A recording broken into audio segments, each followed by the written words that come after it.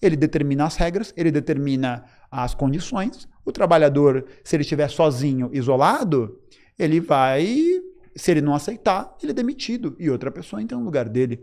Então, acho que os sindicatos, por exemplo, a gente precisa reconstruí-los nesse sentido, não só deles serem uma entidade representativa esvaziada, sabe? Tipo, eu sou do sindicato, então já era. Não, os trabalhadores precisam voltar a participar dos sindicatos, mas não só participar de maneira meio, sabe?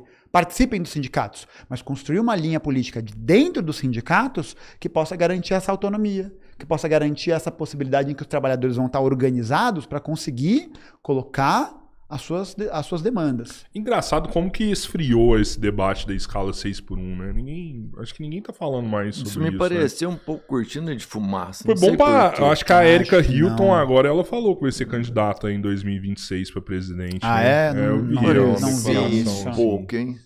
Não vi isso. Mas eu acho que é isso, né? Pô, como que a gente não tem um movimento geral, né, que consiga agitar por isso?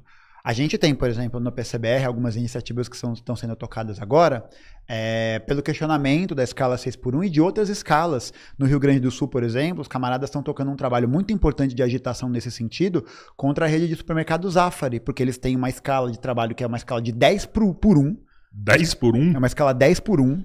Uma escala 10-1. Caraca, e eles estão agitando nisso, só que a gente não vê as grandes centrais sindicais falando disso. A gente não vê as grandes organizações sindicais agitando, né? E por mais que a gente, enquanto organização, entenda a importância de se agitar isso sem parar, a gente ainda representa um grupo que, numericamente, quantitativamente, é menor em relação às demais organizações que são hegemônicas e super tradicionais do sindicalismo brasileiro. Então a gente precisa devolver esse caráter combativo para não cair nesse sindicalismo que, assim, né, que tipo de vitória política produz para a classe trabalhadora? Qual que foi a última vitória que a classe trabalhadora teve no Brasil nos últimos 20 anos? Cara, eu vou te falar. Não teve nenhuma nos últimos 20 anos? Não. Nada? Ofensivamente, para poder conseguir conquistar alguma coisa, você pode reparar que de 88 até agora, até a escala 6x1, foram todas movimentações e todas organizações...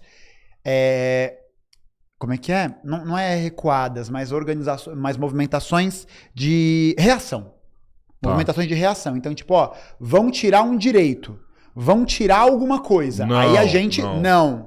É e a só gente, pra defesa, só nada pra a escala conquista. 6x1 eu acho que é a maior movimentação em termos nacionais para se propor alguma coisa para a classe trabalhadora nos últimos 40 anos. Você sabe o que eu achei interessante essa discussão? Eu conversei com alguns donos de supermercado e eles falaram, cara, o nosso sonho era não trabalhar no domingo, por exemplo. Dono de supermercado pequeno.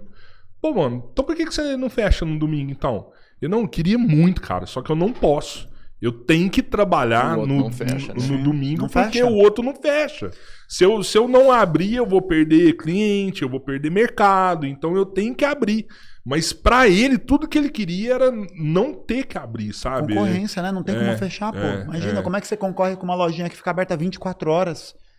É muito difícil. E é isso, né? Você vai em uma relação de trabalho em que as pessoas estão com cada vez mais pressa, trabalhando cada vez mais, com menos tempo de poder organizar sua vida nesse sentido, o que é mais rápido para ela? Ir num grande mercado, pegar seu carro, ter que se deslocar, fazer grandes compras, ou ir na lojinha de esquina de um grande grupo? Mas você não acha que aqui em São Paulo, por exemplo, não seria mais interessante a gente debater transporte público do que debater escala? Eu acho que são todas as coisas.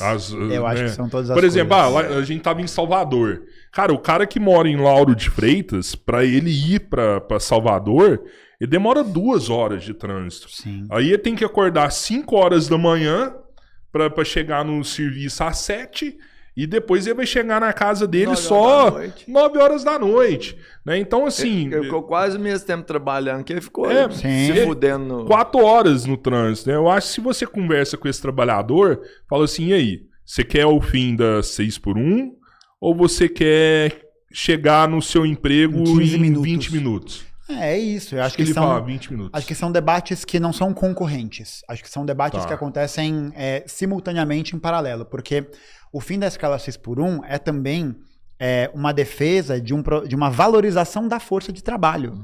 A gente tem acompanhado no Brasil nos últimos tempos o contrário disso, uma desvalorização dessa força. Então, cada vez mais informalidade, trabalhos cada vez mais precários, com menos condições de segurança. Mas eu já vi algum de vocês falando que vai ser bom para os dois lados. Inclusive vai ser bom para o empresário também, uma escala 4x3.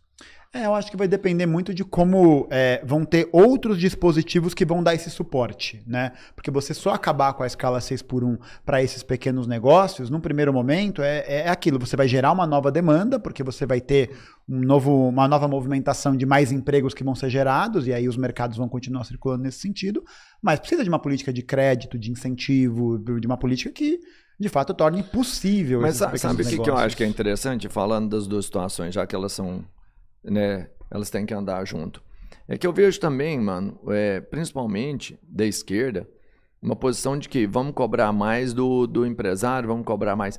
E principalmente para quem é comunista. A educação tem que começar assim, ó. Vamos cobrar primeiro de quem mais recebe e de quem mais tem poder, que é o Estado. Principalmente porque se o comunismo prevalecer, quem mais vai ter poder, aí quase que total, vai ser o Estado. Então primeiro vamos falar assim, gente... Vamos cobrar de quem mais está ganhando grana, que é o Estado. Vamos cobrar primeiro de quem mais tem poder, que é o Estado. E aí tudo bem, nada contra a escala, não é sobre isso. Mas é que eu percebo que tem um direcionamento para esconder as obrigações do Estado. Sabe, primeiro vamos cobrar de todo mundo, depois do Estado? Não, para mim sempre tem que começar de cima para baixo. Eu acho que é preciso se fazer uma pergunta nesse sentido. Quem é o Estado? Pois é, porque começa assim. Quem é o Estado? Porque o Estado, ele não é uma entidade abstrata. Ele é governado por um certo grupo. Ele é governado por uma certa classe. Então, acho que trazer esse debate para essa cobrança sobre esse empresariado, sobre porque esses grupos... Porque o Estado vai dominar todo o resto. Se você falar Estado, eu preciso disso, você tem que fazer. Porque é isso, eu acho que quando você coloca essa figura de Estado de uma maneira abstrata, né, de uma maneira que tenha essa abrangência, isso acaba não colocando em questão quem são os grupos que de fato governam o Estado, porque o Estado não é uma entidade que governa sozinha, né? Ela não é uma coisa que precede a organização da economia política. O Estado é produto da economia política. O Estado organizado, ele é produto desse antagonismo de classes. Ele vem depois desse processo. Ele vem depois disso. Só que aí qual que é a questão? Esse Estado, ele atua em um discurso em que ao mesmo tempo se defende a sua redução. Então você fala, o Estado não é eficiente para fornecer educação pública. O SUS não funciona, as coisas não funcionam, nada funciona. E aí você vai criando dispositivos discursivos, de mensagens, de ideias que falam, que a galera vai olhar e falar, não, é verdade, pô, o SUS é uma porcaria mesmo, né? O SUS não funciona, ou a escola pública não funciona. E aí você acaba criando um caminho para falar, mas olha como esse serviço aqui que é privatizado, ou que é privado, ou que você pode pagar, ele é muito melhor. E você vai naturalizando uma mercantilização de toda a vida, de tudo. Só que, ao mesmo tempo, o Estado ele não está diminuindo em todas as áreas. O Estado aumenta muito os seus investimentos nas áreas, por exemplo, de reforço do efetivo policial. Pode pegar aqui o metrô, em São Paulo, vocês vão ver na propaganda do metrô que, hoje em dia, tem muito anúncio de concurso para uma função, que é de policial militar. Então tem muito concurso para PM aqui em São Paulo. E aí, ao mesmo tempo, você tem uma diminuição dos concursos para professor, para enfermeiro, para psicólogo, para assistente social, para um monte de coisa. Você desidrata o Estado do seu atendimento dos serviços básicos, você cria um discurso de legitimidade, né? De tipo, o serviço público é uma porcaria e a gente precisa focar no serviço privado, que funciona. E, em contrapartida, o que você tem? Um aumento do efetivo das forças de repressão e que, para muitas pessoas, muitas vezes é a única alternativa que vai se